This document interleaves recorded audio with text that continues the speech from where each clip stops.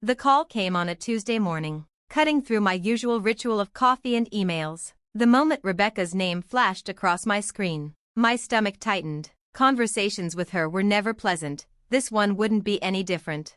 "Hello, Rebecca," I said, keeping my voice carefully neutral. "I've sold a house," she announced, skipping pleasantries entirely. Satisfaction practically dripped from every word. "The papers are signed. The new owners move in next week. I hope you've finally learned your lesson about respecting your elders."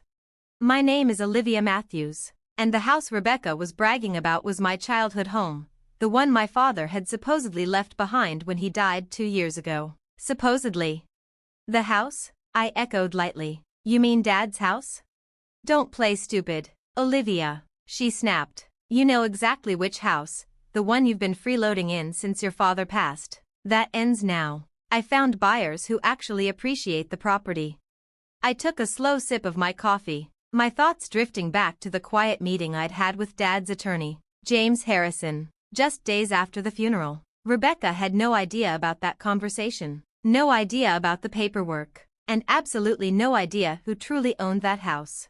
"That's interesting," I said calmly. "You're certain everything is legal?" She scoffed. "Of course it is. I was his wife. The house was in his name. You may have been his precious daughter, but I have rights too. Maybe next time you'll think twice before interfering with my remodeling plans." There it was, the real motive. 3 months earlier, I'd stopped her from tearing out the home's historic features, the hand-carved banisters, the original hardwood floors, the stained glass windows my father had lovingly restored. She wanted sleek, modern, and soulless. I wanted to preserve the heart of the place. "I see," I said evenly. "Well, I hope you got a good price." "Don't worry about the price," she snapped. "Just be out by Friday. The buyers are eager to start renovations." I could almost picture her smug smile, imagining me panicking, scrambling to pack my life into boxes. If only she knew. "Thanks for the update," I replied. "Goodbye, Rebecca." When the call ended, I smiled. Rebecca had always underestimated me, just as she had underestimated my father. She believed she understood everything about our family's affairs. In reality, she was missing the most important part. I dialed Mr. Harrison immediately. "Olivia," he answered, sounding unsurprised. "I was expecting you." "She did it," I said. "She tried to sell the house." A soft chuckle came through the line. "Did she now? Well, this should be entertaining. Should I move forward?"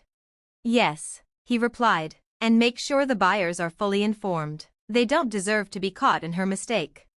After the call, I walked slowly through the house, my house, running my fingers along the walls my father had painted, the door frames he'd restored, the window seats where we'd spent countless evenings reading together. Every corner held memories. Every room carried his presence. Rebecca had married my father 5 years earlier, when I was 23. At first, she played the role of the loving stepmother perfectly. But once the wedding was over, the mask slipped. She made cutting remarks about my relationship with Dad, pushed relentlessly to change the house, and tried to drive a wedge between us. My father eventually saw through her, but by then his health was failing. One evening, while Rebecca was at her weekly spa appointment, he called me into his study. "Livy," he said softly, using the nickname he'd given me as a child, "I need you to trust me. Things aren't what they seem with Rebecca. I've made arrangements. When the time comes, go see James Harrison. He'll explain everything." I wanted to ask questions. I wanted answers. But 2 weeks later, my father was gone. Rebecca wasted no time claiming control. She packed away his belongings, redecorated without asking, and made it clear she considered the house hers alone. What she didn't know was that my father had anticipated all of this. Mr. Harrison had revealed just how meticulously Dad had planned. The house, despite appearances, had never been solely his. Through careful legal planning, he'd ensured it would be protected from exactly this kind of betrayal. My phone buzzed with a message from Rebecca. "I expect the keys on my desk by Thursday. Don't make this difficult." I smiled as I typed my reply. "Don't worry, Rebecca. Everything will work out exactly as it should." She never responded. She thought she'd won. But the truth was, the real story was only just beginning. and I had a front row seat to watch her carefully constructed world collapse. My father used to say patience was a quiet kind of power. Sometimes, the best response is to wait and let people reveal who they truly are. Rebecca had done exactly that. Now it was her turn to learn who I was. The letter was right there in my hands, the trust, the property transfer, every detail laid bare. You and James plotted this behind my back, Rebecca accused, her voice cracking with fury. No, I corrected her gently. Dad and Mr. Harrison arranged it. I just followed his instructions. Her face twisted with disbelief. Your father would never do this to me. This has to be a mistake. I stood, brushing dust from my jeans. Actually, he did. He did exactly this to protect me and the house. He saw through you, Rebecca. He knew exactly what you'd try to do once he was gone. Her designer heels sank slightly into the soft garden soil as she took a hesitant step back. That's impossible. He trusted me. He loved me. Did he? I asked quietly. Or did he just let you think he did? The color drained from her face. Every carefully crafted illusion she'd relied on was crumbling. My father, the man she thought she'd fooled, had outmaneuvered her from beyond the grave. The house was never in his name. I continued, watching her struggle to absorb the truth. He transferred it to a trust years ago, long before he met you. I am the sole beneficiary. You had no right to sell it. You're lying, she whispered, but the tremor in her voice betrayed her. Check the property records, I said evenly. All public. Dad made sure of that too. Transparency was part of his plan.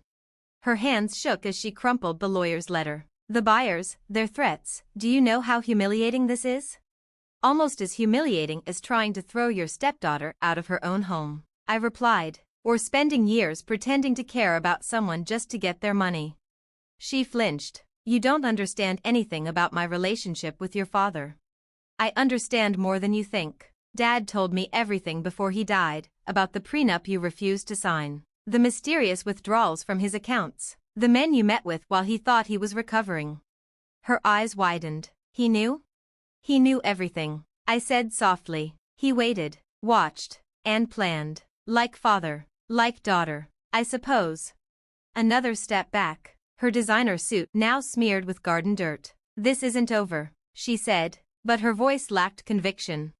Actually, I replied, pulling out my phone. It is. I recorded this conversation. Shall I add it to the file, Mr. Harrison is building on your attempts to sell property you don't own? Rebecca froze, her usual arrogance gone. She was speechless, standing among my father's roses. Utterly exposed. I'll make it simple, I said. Leave. Leave the house. Leave me alone. And most importantly, leave my father's memory intact. One more scheme, one more attempt to take what isn't yours, everything comes out. The affairs, the money, all of it. You wouldn't dare, she hissed. It would ruin his reputation. I smiled, the quiet, unwavering strength I'd inherited from him guiding my words. His reputation can handle the truth. Rebecca, can yours? Her shoulders slumped, defeat creeping in. Fine, she spat. Keep the house. Keep your little victory. But don't think you've won. I already have, I said simply. The moment Dad saw you for who you really are, I won. She stormed back to her car, her heels leaving deep impressions in the lawn. As she drove away, I noticed the crumpled lawyer's letter lying in the grass. I picked it up, smoothing it out. The legalese was clear. Rebecca had no claim, never had, and her attempted sale was outright fraud. My phone buzzed. A message from Mr. Harrison. How did she take it? About as well as we expected. I think she's done, I replied. Your father would be proud, he wrote back. He always said you were stronger than anyone knew. I looked around the garden, at the roses Dad had nurtured, at the house he had meticulously protected. He had known this day would come, and he had prepared for it in ways I was only beginning to understand. Rebecca had thought she was teaching me a lesson about respect. Instead, she'd learned one about underestimating people, both living and dead. Weeks passed, and the house felt lighter, as if a shadow had lifted. I restored the rooms to their original glory, undoing Rebecca's rushed modernization. One evening, while sorting through boxes in Dad's study, I found a letter addressed to me, written in his familiar hand, dated just days before his death. My dearest Livy. If you're reading this, then everything has gone as I expected. Rebecca has likely tried to take the house, and you've discovered the trust arrangements I made with James. I'm sorry I couldn't tell you everything while I was alive. She was watching too closely. I needed her to believe she had one. I discovered her true nature about a year into our marriage. The mysterious illness that sent me to the hospital? Not so mysterious. Rebecca had been adding something to my evening tea, enough to weaken me, but not kill me quickly. I played along so she wouldn't suspect. Meanwhile, I protected you and our legacy. This house isn't just a building, Livy, it's our life together. Every repair, every restoration, a memory. Please forgive my deception. I needed her to think she had control so she wouldn't anticipate what was coming. Check behind the loose brick in the study fireplace. I left something there for you. Strength isn't always confrontation. Sometimes it's patience, waiting for the right moment. I love you, my darling girl. Dad. Tears blurred my vision as I read. Everything made sense now, his distance in those final months. The cryptic remarks. The insistence on solitary tea with Rebecca. At the fireplace, I found the loose brick easily. Behind it, a small USB drive and another note. Show this to the police when you're ready. The drive contained damning footage, Rebecca tampering with his tea, secret meetings, conspiratorial phone calls. My father had documented it all. I called Mr. Harrison. I found the letter in the drive. Are you ready to take the next step? He asked. Not yet, I said, knowing we have it is enough for now. Your father said you'd say that, he replied, a smile in his voice. He always said you had his strategy. The next morning, a lawyer's envelope arrived from Rebecca. Inside, a formal document relinquishing all claims to the house and the estate, and a brief note. You win, Olivia. I'm leaving the state. Don't worry about hearing from me again. Keep what you know to yourself. She'd found the cameras. Of course, the drive was just backup, the threat of its existence enough. I stood in Dad's study, surrounded by our life together, and felt peace. He had protected me one last time, teaching the ultimate lesson about patience and strategy. The house remained as he wanted, preserved, cherished, a testament to our bond. The roses bloomed more beautifully than ever, tended carefully as I honored his memory. Sometimes, working among them, I could almost hear his voice. The strongest roots grow in silence, hidden until the right moment to bloom. He had been right. Strength isn't always confrontation. Sometimes, it's watching, waiting, and letting people reveal their true nature. Rebecca had taught me about deception. Dad had taught me about victory. And now, I held both lessons close. The USB drive still rests behind that loose brick, a silent guardian. A reminder that timing is everything.